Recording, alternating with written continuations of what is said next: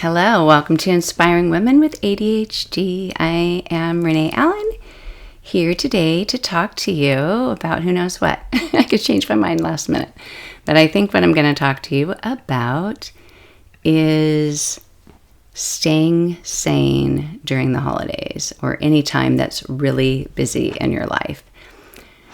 Often we get into a schedule, we have a routine, we have kind of the day-to-day life, whether you're going to work, you're taking kids to school, you go to the gym the same time every day, you go for a walk, you do whatever it is you do. You care for someone. There's a lot of things you could be doing. And when there's a holiday season or a vacation or something like that, it can take you off track because you're doing something extra. There's only so much time in the day. And anytime you do something extra, then you don't have as much time. You just simply don't. Or you spend your time doing something else. And with Christmas, if you celebrate Christmas, and there may be another holiday that you do a lot of things for, you're going to spend time shopping, decorating, wrapping gifts, traveling, planning out travels, planning for people coming to visit. There are so many things that could be going on that aren't normally going on that it can just get you off track. Or there could be parties. Maybe you're socializing more. You're going somewhere on a weeknight where you normally don't, or going out both nights of the weekend. And all of a sudden, you're just finding that you're so behind on a lot of things. Whatever it is that you have to do, know that there's only so much time in the day. So, of course, if you're spending more time doing something else, other things will fall behind unless you have a backup plan. And that backup plan could be a different routine on Saturdays. Maybe you don't do something as relaxing as you normally do. Maybe you have children and you say, okay, we're all going to work on this today, where normally we might go do something fun. You might just shift your routine one of the days to make up for that, or you hire somebody to help out if you need to. One of our daughters got married at Christmas time years ago, and we traveled for the wedding. We came back, and if I can remember right, the reception, or was it more of an open house at our house, was before Christmas. Yeah, it was before Christmas. So we had to travel a week or so before Christmas to her wedding, which was a 2-day trip because we did a road trip because we took our kids and stuff. And then when we came back, I think we had 2 days before the open house. And then we had a few more days before Christmas. And it may have even been a week before Christmas. I don't remember. But what I do remember was getting back from a trip and then shifting gears to, am I ready for this open house? I had planned out the food. I knew what I was going to do. I had the house pretty clean when I left, but my husband said, maybe we should hire somebody to come clean the day we get back so that we're not worrying about cleaning, that we just come back and they come in and they clean the house head to toe. And I think one time before I'd paid someone, I don't know why I have notifications on here. Sorry about that. That makes a sound. I don't know if you could hear it. But I'll turn off my Chrome app and maybe that's it. Sometimes when I'm teaching yoga, I hear that sound. Do you hear that sound? It's a MacBook. I don't know if it's MacBook Air, MacBook Pro. It's a notification sound. And I think I have all my notifications off. But I'll hear it really loud coming through someone else's Zoom screen if they have their microphone on. When I teach a group, I don't have any of their microphones on. I mute them all and make it so they can't accidentally unmute because that can be distracting to everyone else. But when I teach one-on-one, I leave their microphone on so I can get feedback. They might say, oh, I can't do a forward fold today, or sorry, I got a call, I need to walk out, or whatever it is. And so I keep that open. But sometimes okay, I'm switching. Now I'm seated. I have to narrate my life for all of you on audio, just in case you're hearing sounds. But I'll wear an earbud sometimes, my AirPod, Because if I don't, then if they say something, a lot of times I'm saying, what? Because the sound doesn't come through as good through their computer to my computer. If I have on my earbud, I can hear them clearly, but that sound is so loud. So hopefully it wasn't loud for you. I have 2 MacBooks on right now, and hopefully this isn't going to make any sounds. I'm going to have to look into that after. But what was I talking about? Oh, I was talking about this Christmas travel time. And so, yeah, there were a few ladies that a friend had recommended that would come over and clean your house. And I loved the way that they did it, because they would start from the ceiling down. They would, well, maybe they didn't clean the ceiling, but they might clean cobwebs or something. Because the idea is, at least in my mind, is anything like if they were to clean a windowsill up above, that might have dust and that's going to end up on the floor or a countertop or whatever. So they started above, and maybe people who clean already know that. I clean, but just my own house, and I didn't know that. But they make their way down, and then in the end, they clean all the floors. And anyway, that was our backup plan, because we knew we'd be busier. We knew we were traveling. We knew we were doing all these things, and we wouldn't be able to do it all. And as it was, my body really wasn't able to do it all, because I decided instead of catering, I should have just catered some Mexican food, because there were some really good taco trucks companies that could bring in, just bring in their truck and make food, which maybe doesn't sound fancy to some of you people. It isn't fancy. I'm not a fancy person, but some of the best tacos I've ever had were at a reception like that. And I thought of doing that. I thought of picking up a bunch from Los Gallos, my favorite Mexican place. And I thought, no, you can just go to Costco and you can buy this and you can buy that. And I probably spent as much money at Costco as I would have paying for that service, that food service. And the day of shopping and just running around, by the time the open house started, I started feeling those early signs of getting sick. When you start to feel it, like, I'm feeling a little fatigued. I'm feeling a little achy. Oh, it's my throat. All this stuff. By the end of the night, it was so funny, because I started feeling myself kind of wilting, and people were leaving, and everyone was gone except for family. And pretty soon I was kind of leaning to the side and putting my head on a pillow. Then I went and got a big coat out of the coat closet and was lying down. And one of my sister-in-laws just kind of joked like, oh, this really wore you out. And I thought, I'm actually getting really sick. The next morning I had chills and fevers and everything, because it was too much for my body. But I did plan ahead. I was able to pull it off. I was able to do it. My body wasn't able to keep up, but I was able to do it. And sometimes you have to do that. Sometimes you have to think, do I want, maybe you don't send out Christmas cards. I still do. And I'm debating this year, but traditions are hard to let go of, especially when you love them. And I do love this one. But what started out as those photo pictures that you could just, they were cheap long ago. It was like a photo that at the end it was still photo material. I don't know if that's what you call it, photo paper. And to the side, it just said Happy Holidays or something. And they were long and narrow, and you just threw them in an envelope. Those were cheap. Then I'd go to Costco and use their cards. They were cheap, but I had to put them in the envelopes myself. And then I learned to print out the envelopes and do things like that. But now I don't have a Costco where I live. And I started doing the thing. It's so much easier. It saves so much time to order it where they address, they address the envelopes. They do the return address, all of that. And they'll even mail it for you for the price of the stamp. I had to give up for a lot of the people that I mail to. I don't do it for everyone, and my apologies to anyone that's going to find out that I don't do this for them. But for the majority of my list, I just have the company send it out, because it's the same price as a stamp. And I don't have to put the stamps on. I don't have to lick the envelopes. But I like writing newsletters too. I like folding up the newsletters, writing a little note on it, and putting the newsletter in there.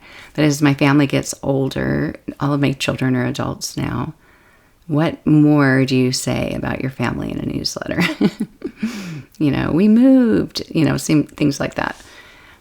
And I respect my kids' privacy. I always run it by them, but I'm getting to where, okay, should I do that anymore? But last year, and I keep whittling down my list.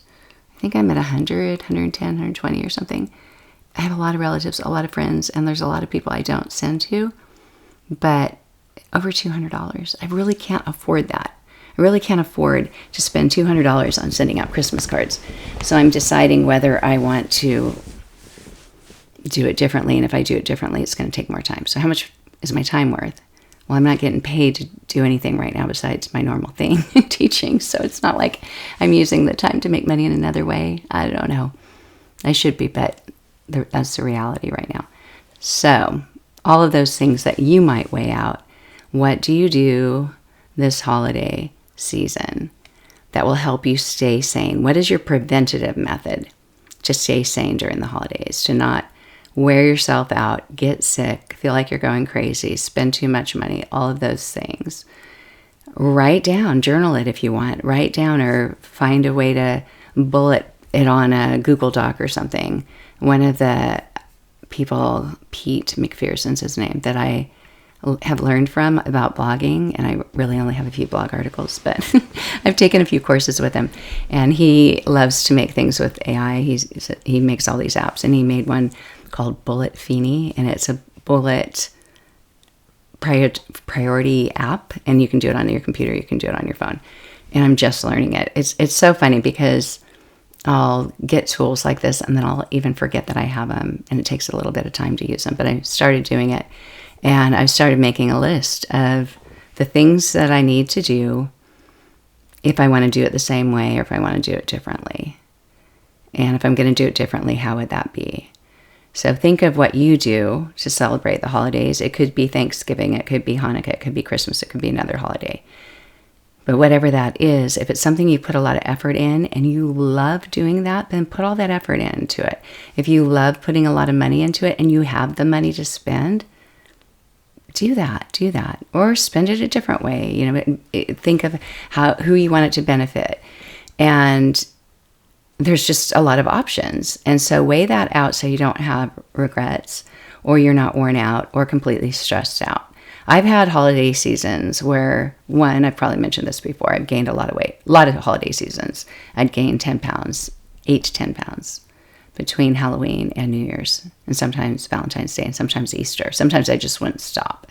The weight gain would just keep going or stay on. I wasn't very good about the New Year's resolution where sugar was concerned. But whatever that is that you regret afterwards, whether it was you weren't exercising, you weren't eating right. I made an episode a month ago, 3 weeks ago, whatever it was. Look back a few episodes about starting your healthy goals and setting your healthy goals and beginning implementing them right now so that they're easier to maintain once the holidays start. And you make them flexible enough to allow for a party, an event, traveling. At the same time, also prep for it. Don't stress yourself out. Don't add more stress to the holidays because you're trying so hard to stick to this goal and it's super, super hard and you're hating life because of it. Make it something you can live with, but also make it so that you're having a better time. Your body and your mind and your emotional system and your brain will all be in a better place. I guess I don't want to say better health, better place, whatever it is. They'll be better. You'll function better if you're taking care of yourself and if you've not overdone it, you're not overdoing it. What is overdoing? You have to decide that. You only have so many hours in the day, not staying up so late that you're not getting the sleep that you need. And then you get so sick. There's just so many illnesses going around right now. And it's no fun when that happens. Last Christmas, I got the walking pneumonia, the early whatever you call it, pneumonia. But yeah, pushing. And having fun pushing, but there's a lot of fun things to do. But it's just like going to, a smorgasbord, a buffet, a restaurant or something. You can't have everything on the menu. So you have to pace yourself and see what means the most to you this Christmas, this Thanksgiving. If it's hard for you to make a whole turkey, then order one. There are places in Texas, Green something Texas. Some company I can't remember if the town has Green in it. I'm so bad with names. But I learned this from a friend. I haven't done it in the past couple years, but you can order the turkey already cooked. It arrives in dry ice.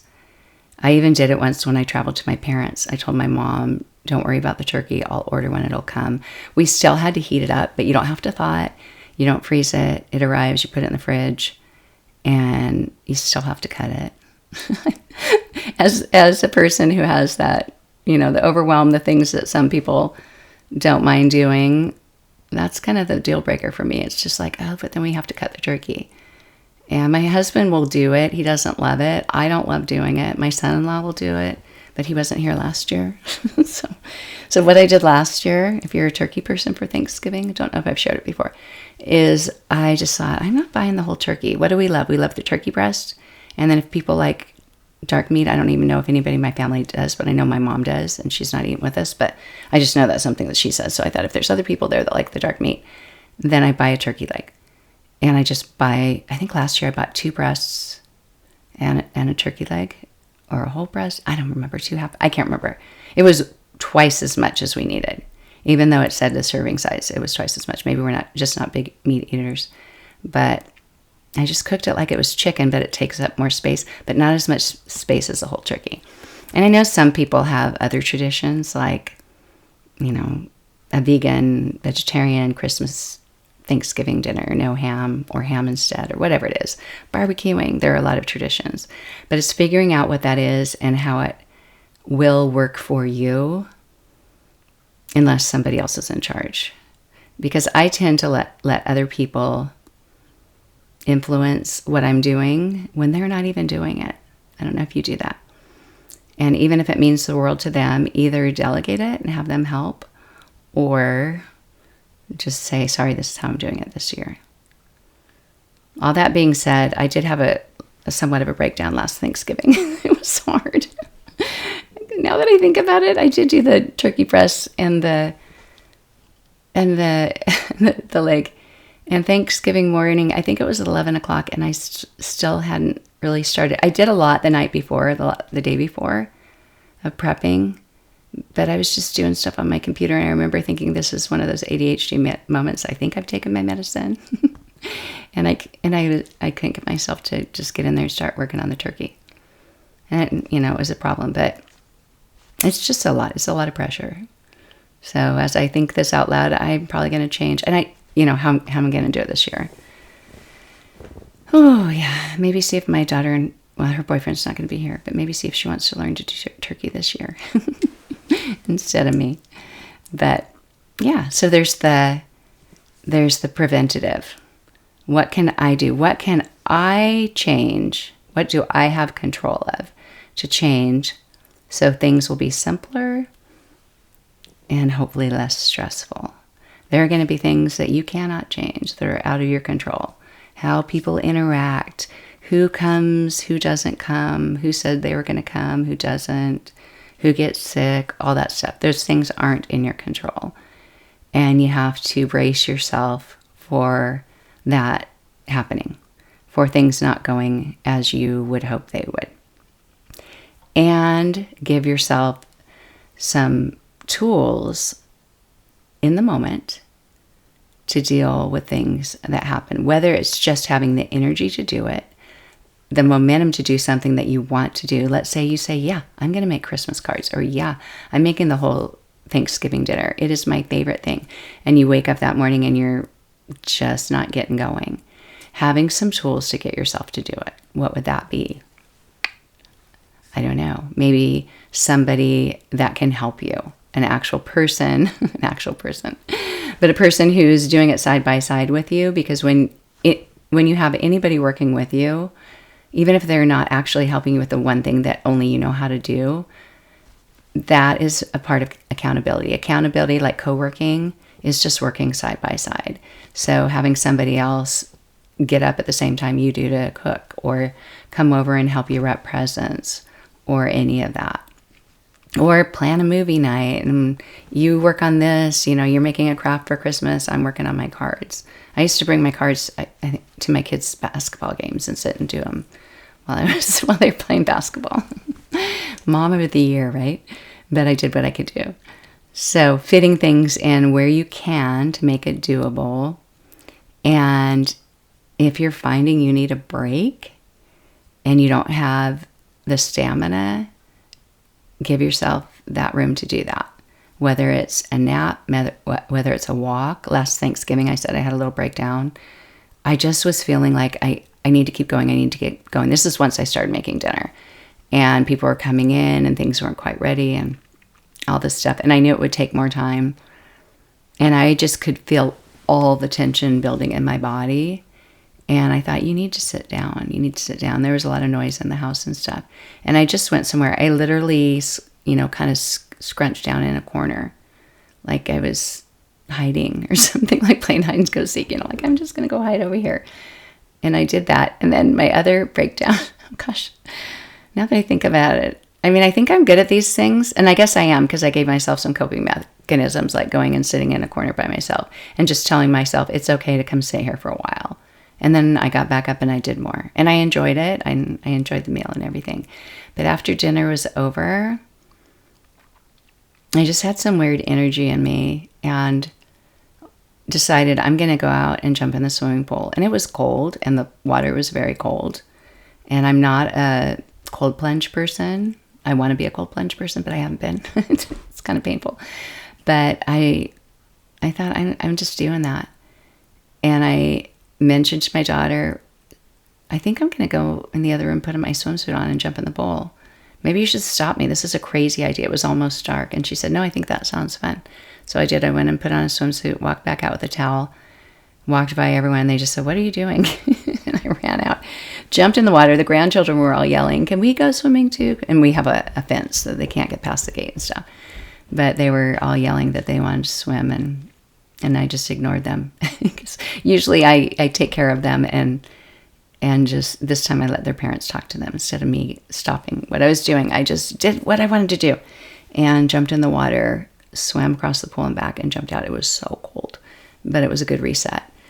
And you might find you need to do something crazy like that, that doesn't make sense to everyone else, but just leave the group, walk outside, not answer questions. If you're in charge of a lot of things, just not explain, just go out and then come back in and you'll feel better. A little regrouping. And there's so many things you can do the morning of that I may have to implement this time to wake up and take care of yourself. I don't teach yoga on Thanksgiving morning. I teach the day before, I teach the day after, I teach all the other times, but not on Thanksgiving, mostly because other people aren't coming. I would if people were coming. Like I teach on Memorial Day, I teach on New Year's Eve, I teach at different times. If I don't have plans, I'm fine teaching that. Those times if the gym's not closed. But usually this one gym, they never close. It's a 24-hour gym. It's a small gym. In fact, I'm wearing their sweatshirts, brand new. But when they say, are you having class on Labor Day? I'm like, yeah. If I'm in town, I'm having class. And I'm doing it. But I didn't do it on Thanksgiving. And I have this room set up to do yoga. So I should probably do that. This time is just come in here, just lay down. And calm my nervous system, help it out a little bit, or just give myself a little break. We can't run a marathon forever. You might be able to run a marathon for 26 miles. I can't. Well, I'm not going to try. I'll just say that. Maybe you run a marathon and that's something that you love doing, but it's not for me. But life can feel like a marathon sometimes. We keep going and going and going. And at some point, you need a pit stop. You need a break. You need some water. You need some air. You need some sleep. Our bodies and brains weren't designed to go and always be on. So figuring out how to pace it and listening to your body, because when you're not responding to those signals that your body gives you, that's when you can get sick. That's when you may not just get sick. You may just be so stressed that you're not having the ability to sleep at night, to be as capable during the day. There are a lot of ways that our body reacts to stress that isn't just getting sick. It's getting upset easier, not being able to regulate your emotions, not being able to think clearly. We already have, if you have ADHD and executive dysfunction, you already have some barrier, some dysfunction with the ability to make decisions, think clearly, process information, all of that. And processing information isn't just learning something, it's actually listening to what people are saying and understanding what they're saying, or reading a text and not responding wrong or something because you didn't know what they said. So all of that can be impacted if you're not taking care of yourself. And taking care of yourself isn't just exercising and eating right. It's looking ahead, noticing what you want to do, or what could get in the way of having a joyful holiday, a pleasant week, a life that flows all right in December or November, because it picks up the pace. Life picks up the pace for sure. So recognizing what you want to do. And then if you're a part of any committee, or you're at work and someone wants help with something with the holidays that's a little extra, before you say yes to anything, think about it. Or maybe even just give a little buffer. Like, can I get back to you? Or, if it's a text or an email, you can always wait and see if other people respond first. But if you think, oh, I want to do that, I can do that, still wait, because you might be forgetting something. Like, I just took care of my 7-month-old grandson and 5-year-old grandson for a week. I said yes that evening. I did wait a little bit. I said, let me talk to my husband, to Dad. And I did give that buffer first to make sure he was able to help with things. But I didn't check my calendar. I didn't give enough of a buffer to know all that was going on that week. It was a bit crazy. Thankfully, my Sting concert got canceled, because that would have just made it way harder to do all that I needed to do. But that was serendipitous. It was a lucky accident. Is that what you call it? Even though I would have liked to see him. But now I can still get to see him. Now I still get to look forward to seeing him when it's postponed. Because that's half the fun of going to a concert. I don't know if you love concerts like I do. But, okay, back to the holidays and stress. Okay, we've got the prep work, looking ahead, seeing what you might tend to do, or what you want to do, or what you've done before, and if you're going to do it any differently, if you're going to do more or less, whatever. If you're going to ask others to help you, if you're going to hire somebody to help, any of that. And always overestimate the impact it will have on you instead of underestimate. So if you think, I can probably do that without help, when that day comes, you might be able to, but you'll probably be wishing you'd asked for help. So always underestimate your capability or capacity, because other things come into the picture that day that you may not plan on. It's kind of like, getting ready to go somewhere and you think, oh, I have 10 minutes to get ready. I'm going to do this. But if you plan on it in a perfect world of driving away right when you're ready to walk out and not have 3 other things come up, that might distract you last minute. Or go out and realize, oh, I didn't take out the trash, or whatever it is. You always underestimate the time. Is that right? Underestimate? Yeah. Because there's other factors that come in that don't happen in that perfect world. So that's the first time, is the planning and preparing and making adjustments either to your schedule, your plans, your traditions, or who might help with it. And then there's the actual day, maybe prepping that day, maybe spending some time. If you're a spiritual person, it could be a devotion, it could be reading scriptures, it could be praying, it could be meditating if you like to meditate, it could be doing yoga, it could just be listening to music. And it might seem like, I don't know what the word is, like it's not logical that if you want to hit the ground running, that you wouldn't start with something mellow. I used to think that when I first started teaching yoga. I knew there were morning classes, but I started teaching Monday, Wednesday, and Friday, and I thought, who's going to really want to come on a Monday morning? Because Mondays for me are always the day it's like, oh good, the weekend's over. I'm going to get so much done today. And I was always like, plowing through life.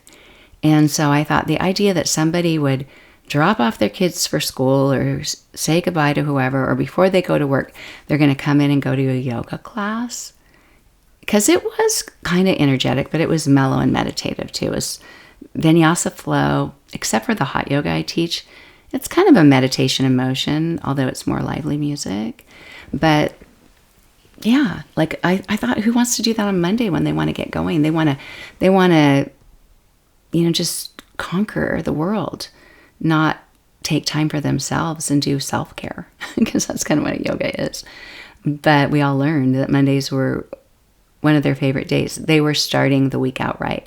And they were also recovering from the weekend, from who knows what went on the weekend. That was their way to recover.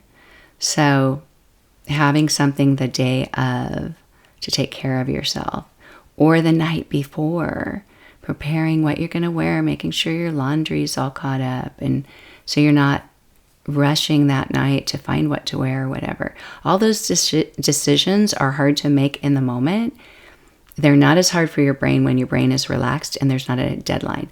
Even though deadlines raise the dopamine to like, oh, I need to do this, it also adds stress when you don't have enough time, or when you have a lot of other things to do in that amount of time.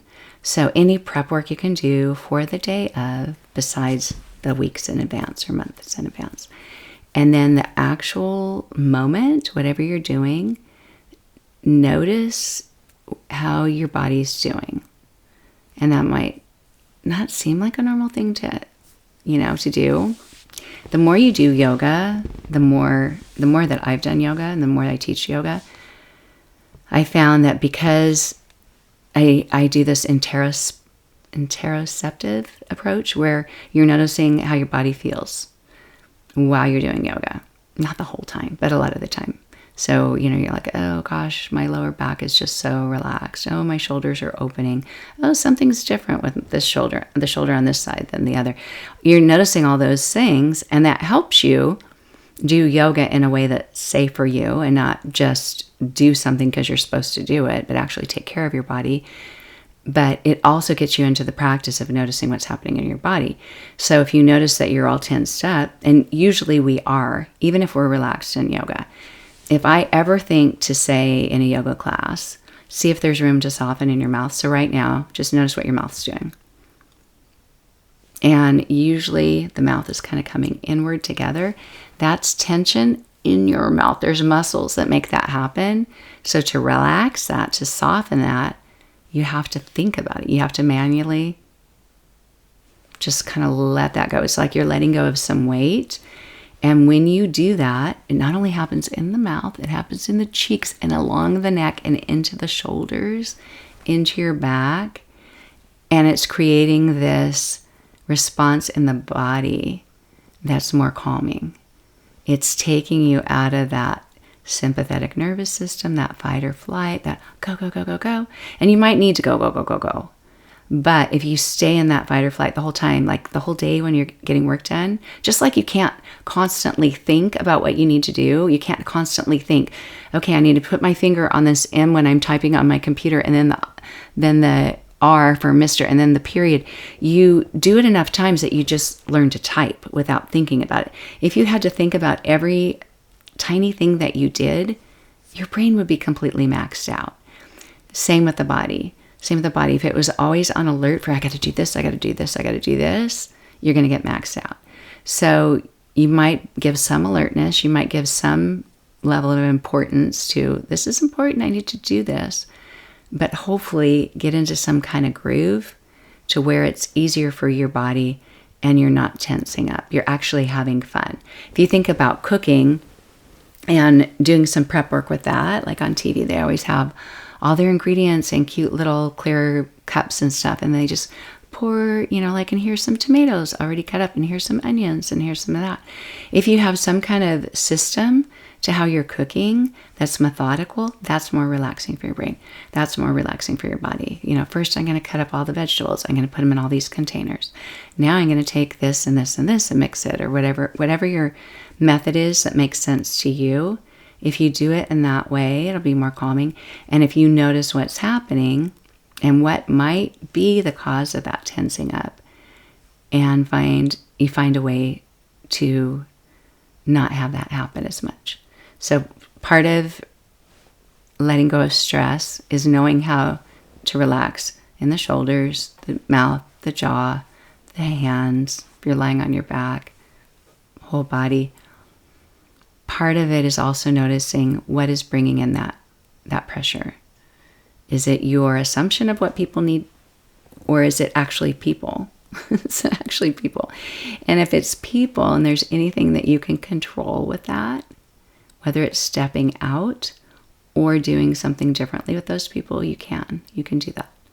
I've had to, and it's my own thing I've created, and I keep interrupting myself, I know. But when my grandchildren are over, my grandchildren who live here, they come over, it's Marma's house, and they ask me for things, and I take care of it. And everyone's used to me being the one to take care of it. And I've always loved doing that. And even when everyone's here, they come to me and ask for things. And I've learned that with big occasions, when I am trying to do other things, I've needed to say, today you need to ask mommy or daddy for that. Or ask papa, or ask, an uncle or an aunt. Point out somebody else in the room and say, can you help them out? If they need a drink of water or whatever it is. I've tried to make things accessible for them that they won't break or destroy or spill. But I've also had to learn to not be the person to do things that are causing me stress. And having disruptions from questions causes me stress when I'm trying to focus. Does it do that for you? Like, have you ever moved yourself, like packed your own boxes or unpacked or whatever, and someone comes over to help and they say, what can I do here? And it's so helpful when they help, but having to describe what to do or think about what to do or plan out what to do takes a different kind of energy, and it can be stressful. And noticing that, it's like, sometimes it's kind of like, maybe I'll just do it myself. But really, you have to sometimes you have to just push through that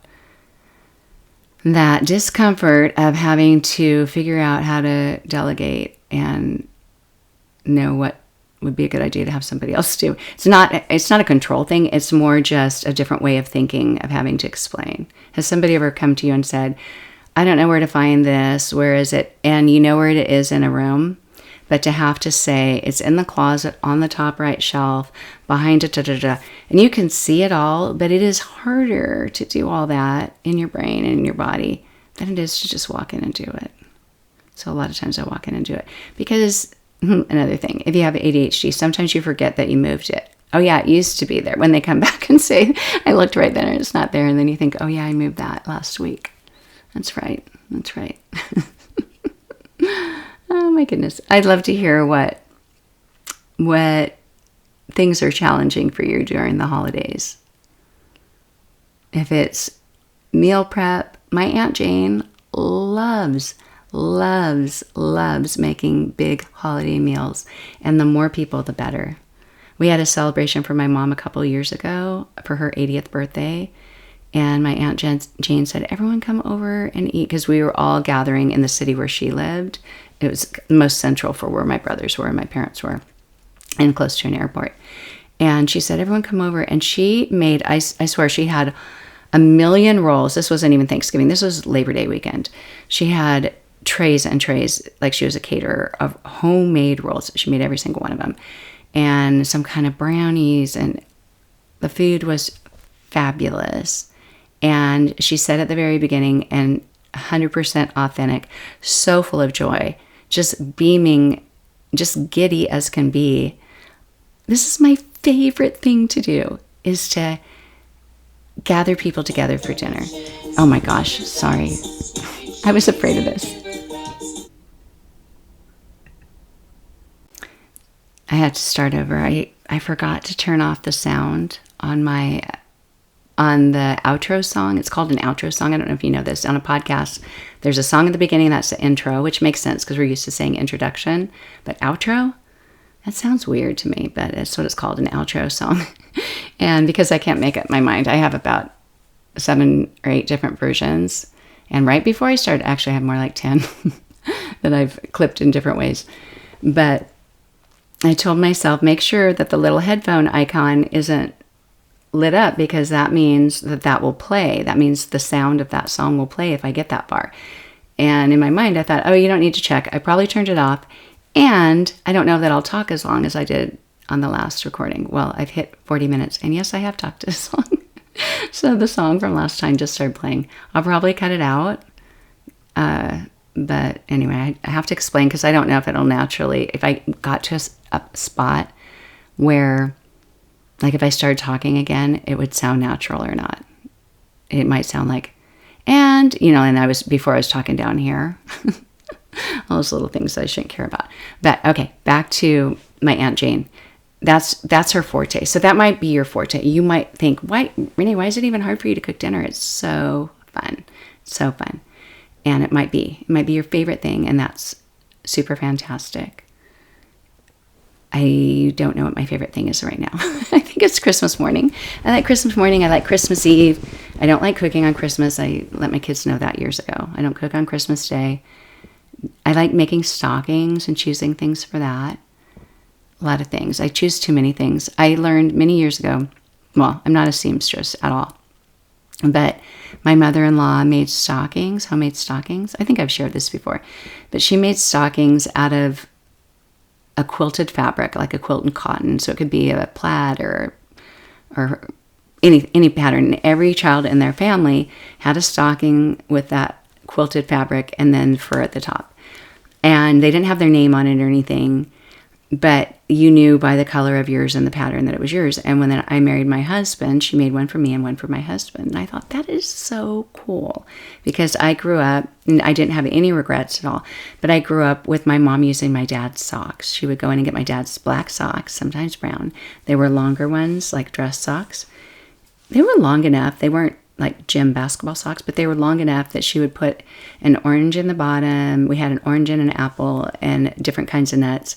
And then we had a nutcracker, and we'd sit and crack nuts, and a candy cane in the top. We never had any other candy or gifts in our stocking. There wouldn't really be room. They were actual socks. And I don't think they hung from the fireplace. but I don't know. We just thought they magically shut up, and that was fun. And so when I met my husband, I knew that there were stockings at stores and stuff. And I probably knew that some people made some. I know it sounds like I lived in a cave or something. I didn't. This is just how we did it in our family. But I thought it was so great that my mother-in-law did that I thought, I'm going to do that for my kids. But I'm not a good seamstress, and I like to eyeball things. I don't like to use patterns. That's part of the reason I'm not a good seamstress. And it's so ADHD. If you look at a whole bunch of steps and you rebel against half of them and you think, why would you do it that way? I'm just going to do it this way. And, you have some sort of confidence about something you don't know very much about. And sometimes it works out, but a lot of times it doesn't. It can also interfere with cooking. But I made my own stockings for us, and they are pretty great. They're, not straight or anything, but they're so much bigger than the ones she made. Eventually, after she died, after my mother-in-law died, my sister-in-law gave all of us some of my mother-in-law's Christmas decorations, which is really cool. We have some of her ornaments and a few of the decorations on the wall. But she gave us each our stocking. And she told us when we had children, you get your own children's stockings, you give to them, I'll give it to you. But I look at mine, they're so much bigger. And so I feel like, well, now, since they're so big, I might as well put a ton of things in it. And it's pretty fun. But it can be expensive. Everything's gotten so much more expensive. So I'm trying to rein that in a little bit. But yeah, the holidays can be super fun. I plan a favorite things party each year. I love that. I don't love cleaning the house first. I did have somebody help me clean it last year, and I should probably do that this year. I should reach out to her. But yeah, notice the signals in your body. Notice what's going on. Give yourself a break. If you need the simplest little breathing practice, when you're around other people, like maybe you can't leave the room and you can't even, you're sitting at the dinner table or whatever. You're in a party, you're in a situation where you're not going to leave right now. It wouldn't be quite right, or you don't want to leave, but you do need to relieve stress. Just notice your breathing. You can do this right now. Just notice each inhale and notice each exhale. Notice how fast they are, how slow they are. without trying to do anything different. Notice if your shoulders lift with your inhale. And maybe it's an inhalation. I'm just calling it inhale. That's what we do in yoga. Your shoulders lift and lower. That's mine do. I don't know. It might be different. For me, when I'm breathing in, and this is just, that interoceptive thing, and it might not be accurate. It's just how we sense it, right? When I'm breathing in, even when I'm laying down, it feels like, even though the air is coming in or out of my mouth or nose. Wait, in or out. In my nose or my mouth is what I meant to say. It feels like the air is coming up. Like my shoulders lift and it's like it's coming up into my head. And kind of like up to my ears or something. I don't know how it feels like for you. In yoga, we breathe through the nose and out through the nose. And if you can do that with your mouth relaxed, and don't try to, really purse the mouth, but just gently relax your mouth and breathe in and out through the nose.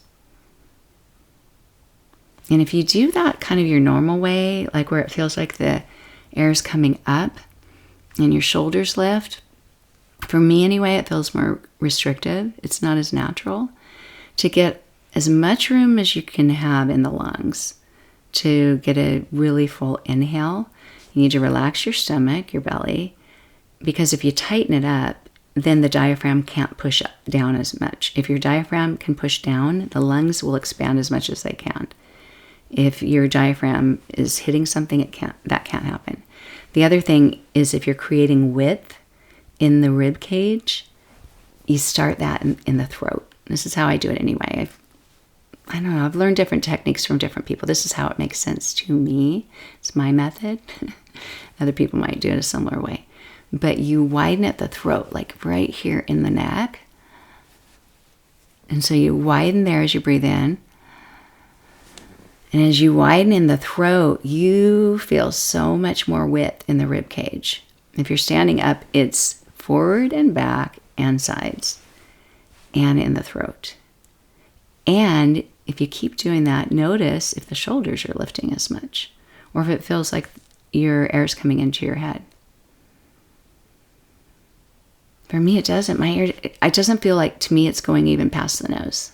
Is that important? I don't know. But it is a more expansive breath. It is more calming for the body.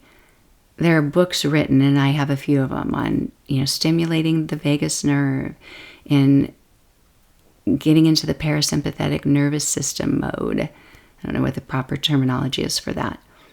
But getting yourself to relax, getting yourself into that rest, digest, restore, calm, more functioning mode. Your brain will work better. Your body will be healthier. You won't have the cortisol levels, the stress levels. So that is reducing stress. You do everything you can. You put up that fence and try to keep things from coming in. And then when it's actually happening, you say, oh no, where do I adjust? Where do I course correct? Your best defense is to stop the stress from coming in, to prevent it, but you can't prevent everything. You can't anticipate every situation, but you do as much as you can. And then when you're actually in the situation, especially if something's stressing you out, especially if it's stressing you out because you're feeling anger, you're feeling fatigue, exhaustion, you're getting hyped up in some way, those are all, responses that are harder to regulate when you're really worn out. So doing any of those things, breathing more slowly, you're just sitting in a group of people on a couch, they're talking, you may not be able to listen to what they say for a few minutes, and you can just notice your breathing. And really create that width in your throat, that width in the upper body. You can even listen to them probably. I usually count with my breathing. A lot of yoga teachers will count with you. 4 counts in, pause, exhale, 2, 3, 4, inhale, 2, 3, 4, or they'll say inhale, 1, 2, 3, 4, whatever. There's also 4 parts of a breath. In Sanskrit, they have 4 names for those parts of the breath. They have the inhale, the exhale, the pause in between the inhale and the exhale, and the pause in between the exhale and the inhale. 4 parts. Sanskrit is the language just written now, but I mean, it's somewhat spoken in yoga, but it's not spoken. Like, like there isn't a people, I don't know. That's what I've heard. I'm not an expert on that. I just know that people use it for either yoga poses and the Yoga Sutra, and the ancient texts are written in Sanskrit. But the 4 parts of the breath, when you're breathing more slowly, you can notice that natural pause. You can hold the breath longer. It's what I would call a not so natural pause because you're extending it. But there are health benefits to extending that. And there's so many things I could share with you that I'm just brushing the surface right now, but that is just a tiny tip. You can choose, do I want to do box breath? Breathe in for 4, hold for 4, breathe out for 4, hold for 4. I have a harder time holding longer unless I'm really in a comfortable situation and I want to do it. But you can if you want. You can, in box breath, it's easy to remember. I tend to be more sporadic. Breathe in for 4 or 5. Exhale the same or a little longer, and just see what your body's capable of. It might be 6, 7, 8 on the exhale. It doesn't matter how, quick or slow your counts are. It's up to you. It doesn't have to be seconds or anything like that. But it's just the mode, the manner that helps you get a little more relaxed. And sometimes not even noticing the timing, but just breathing more slowly and actually becoming more mindful of the people talking to you and what they're saying, or just more mindful of the environment you're in. Noticing things you wouldn't notice otherwise. Your brain starts to go to a different place and it's kind of fun. You're entertained in a new way. So, yeah, lots of things. I should probably go. I'm actually doing pretty well today. I didn't back this up with one, it's not quite dark yet, so the light's not changing too much. I have a yoga class in 55 minutes. I'm not ending with my alarm going off telling me it's time to get ready for yoga, so that's good. But I do want to tell you something that I'm planning to do. Heaven help me. I hate to announce things. Consistency is hard, but this is something I've wanted to do, and I've been planning it out, and I'm planning to do it. So I am going to make a little program to sell on Black Friday. And it's about calming the nervous system, staying calm through the holidays. And this little program will have little morning and evening things that you can do. You don't have to do it every morning. You don't have to do it every evening. They don't take very long. It could be something that you do with me. I'll have videos, I'll have audios, and I can break down things easier on video. These microphones that I have here block out when I demonstrate breathing because they're not designed for that, but the ones that I use for yoga will let me do my breathing and you'll be able to hear it if you want to. You don't have to. I mean, I won't make it, painful to listen to. But there are different kinds of breathing techniques that are easy to learn. I know for me, there are some that I really like and some that I don't like. But some of those that I don't like are other people's favorites. So I'll show you different ones and you can do what works for you. But it's a way to stay sane during the holidays and get little tips, little calendar that every day you can look and see, what have I done? Did I do something in the morning? You can choose what to do to reset in the morning, be ready, be braced, to notice throughout the day, at the end of the day, see how you did, give yourself a little evening routine, and go to sleep hopefully a little easier. I've also been wanting, this isn't actually in my plans, because it seems like a weird thing, but I've always wanted, I don't know if you like to take hot baths, but I've always wanted to make a bathtub yoga video wearing clothes of some sort. I mean, maybe I wouldn't have water. I don't know, that seems weird because, if you have electronics. I haven't figured it out, but we have a really big bathtub and there are things that you can do in the bathtub that are very calming, like a forward fold or a twist or something. And with the water, it feels pretty cool. And I thought it would be fun to make like just a 10-minute video.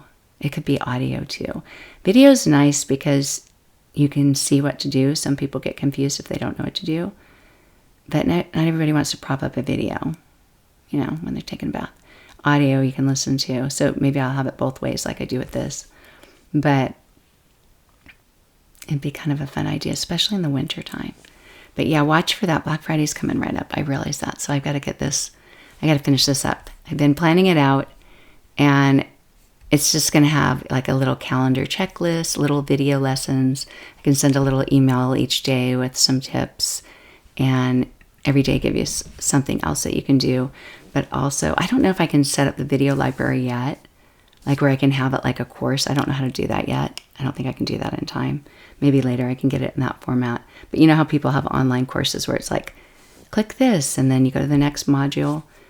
I'll probably put it on my YouTube channel, unlisted, and each day when I send you the information, you'll have the link to it so that you can just click on it from there. And then once you have access to it in your YouTube account, and my YouTube account isn't big enough that there's commercials. So it's not, on YouTube, from what I've learned, it's not a thing. Like with my podcast, I have to choose that I want to have commercials and make money with it. Right now, I don't have enough listeners that it would even be worth it to do that to you. You know, like make you listen to commercials.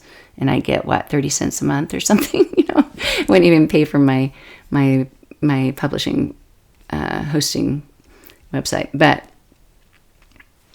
that's okay. But with YouTube, from what I understand, they're the ones who decide, oh, she's getting enough views, we're going to start running commercials. And then they just send you money, which would be nice. It'd be really nice. But right now, there's no threat to that.